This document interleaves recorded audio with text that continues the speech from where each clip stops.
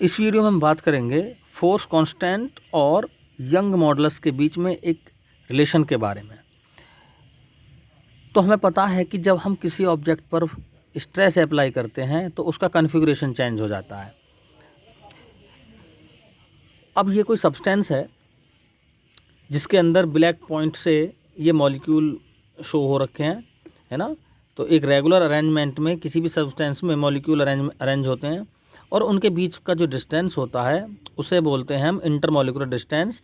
ये हमने मान लिया कि आर नॉट क्या है, इनके बीच का एक इंटरमॉलिक्यूलर डिस्टेंस। और इस तरह से क्रिस्टल में मॉलिक्यूल्स अपना एक लैटिस बनाते हैं। तो इसमें बहुत सारे लैटिस होंगे इस तरह से, ये लैटिस यानी कि एक स्क्वायर शेप बन गई ना। तो अब जैसे ही हम इस पर एक डिफॉर्मिंग फोर्स अप्लाई करते हैं इस सब्सटेंस पर, जो हमने इसको नाम दे दिया ए बी सी और ये डी, इस सब्सटेंस पर हमने एक डिफॉर्मिंग फोर्स अप्लाई कर दिया, ये कह सकते हैं कि टेंजेंशियल फोर्स अप्लाई कर दिया। तो इसमें इसका कॉन्फ़िगरेशन चेंज हो जाता है और इसमें स्ट्रेन डेवलप हो जाएगी, यानी ये स्ट्रेच्ड कंडीशन में आ जाएगा, स्ट्रेच हो जाएगा ये। तो इसमें जब स्ट्रेच हो जाएगा तो इसकी थोड़ा सा इसका आकार इंक्रीज हो गया। हमने मान लिया कि हम इसको कंप्रेस नहीं स्ट्रेच कर रहे हैं, यानी डिफॉर्मिंग फोर्स यानी स्ट्रेस इस तरह से अप्लाई कर रहे हैं कि इसका शेप थोड़ा सा चेंज हो गया, यानी इसका चेंज इंक्रीजमेंट हो गया इसमें ना कॉन्फ़िगरेशन में। तो इस कंडीशन में क्या होगा, जो डिस्टेंस आर नॉट थी दो मॉलिक्यूल्स के बीच में, अब वो हो जाएगी R plus delta R naught, यानी दो मॉलिक्यूल्स के बीच की जो डिस्टेंस हो जाएगी अब क्या हो जाएगी, R plus delta R naught. तो हमने जो ऊपर इस पर फोर्स अप्लाई किया तो वो फोर्स उसका कुछ पार्ट इन दोनों मॉलिक्यूल्स के बीच में, यानी ये जो लैटिस है, ये चार मॉलिक्यूल्स की लैटिस बना रखी है, इस पर भी कुछ फोर्स का पार्ट काम करेगा। और वो क्या काम करेगा, इन सभी मॉलिक्यूल्स के बीच में डेल्टा आर डिस्टेंस का एक्सपेंडेशन करेगा, ठीक है। तो चूँकि ये दो मॉलिक्यूल्स भी एक इंटरमॉलिक्यूलर फोर्स से जुड़े रहते हैं, इसलिए हमें अगर इन दोनों के बीच का सेपरेशन बढ़ाना है तो एक एक्सटर्नल फोर्स की ज़रूरत पड़ती है, और वही हमने स्ट्रेस की फॉर्म में इस बॉडी पर अप्लाई कर दिया पूरी पे। तो इस बॉडी का कुछ फोर्स इस लैटिस के मॉलिक्यूल्स के बीच की जो डिस्टेंस है उसको इंक्रीज करने का काम कर रहा है। हमने मान लिया वो फोर्स है F1। तो ये फोर्स अगर F1 है तो इसने डेल्टा आर का चेंज किया है। जैसे जैसे F1 बढ़ेगा, है ना, दो मॉलिक्यूल्स के बीच में ये एक्सटर्नल फोर्स जो इनके सेपरेशन को चेंज कर रहा है, जैसे जैसे हम उसको बढ़ाएंगे डेल्टा आर बढ़ेगा। हम कह सकते हैं कि इस लेटिस के मॉलिक्यूल्स के बीच में जो फोर्स काम कर रहा है ना, वो ही क्या कर रहा है, डेल्टा आर का चेंज कर रहा है। तो जैसे जैसे ये फोर्स बढ़ेगा डेल्टा आर भी बढ़ेगा। हम कह सकते हैं कि F1 directly proportional to delta R और F1 is equal to K delta R.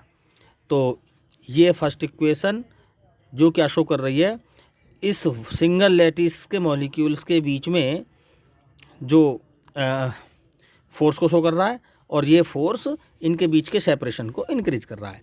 और सिंपली हम कह सकते हैं कि जैसे जैसे ये फोर्स बढ़ेगा यानी इनके बीच का सेपरेशन भी बढ़ता चला जाएगा। तो के क्या है यहाँ पर, फोर्स कांस्टेंट। क्लियर। अब बात करेंगे जो हमने फोर्स अप्लाई किया तो इसमें हमने ये फोर्स कांस्टेंट के अकॉर्डिंग फाइंड कर लिया, ठीक है। अब देखो दूसरी तरीके से हम अरिथमेटिकली इसको कैसे फाइंड करते हैं। देखो एरिया ऑफ वन लेटिस, ये आर नॉट दो मॉलिक्यूल्स के बीच की डिस्टेंस है। तो इस पूरे लेटिस का एरिया कितना हो जाएगा, are not square.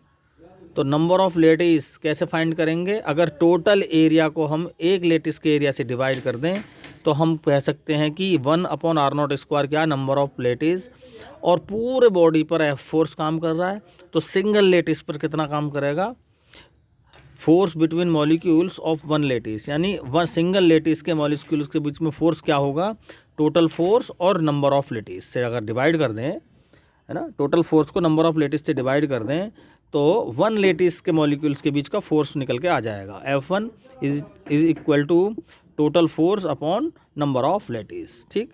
Number of lattice से डिवाइड कर दिया टोटल फोर्स को तो सिंगल लेटिस के मॉलिक्यूल्स के बीच का फोर्स निकल के आ जाएगा। तो देखो ये इक्वेशन फर्स्ट इक्वेशन है, ये भी सिंगल लेटिस के मॉलिक्यूल्स के बीच में फोर्स को शो कर रही है, और इक्वेशन नंबर ये जो बनाई हमने सेकंड, ये भी एक मॉलिक्यूल्स के बीच के फोर्स को शो कर रही है। इसका मतलब ये दोनों फोर्स आपस में हम इक्वल रख सकते हैं इन फोर्स को।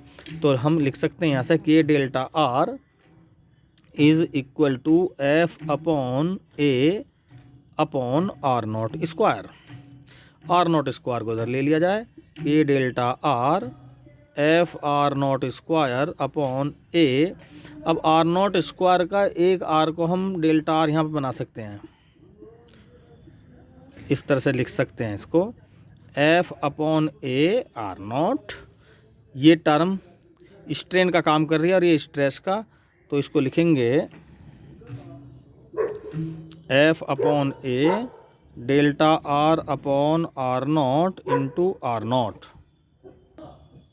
और यहाँ से कह सकते हैं K is equal to Y R0। ये Y हो गया, ये Y Young modulus stress upon strain, और ये R0 K। तो ये है फोर्स कांस्टेंट और यंग मॉडुलस के बीच की रिलेशन। Thank you.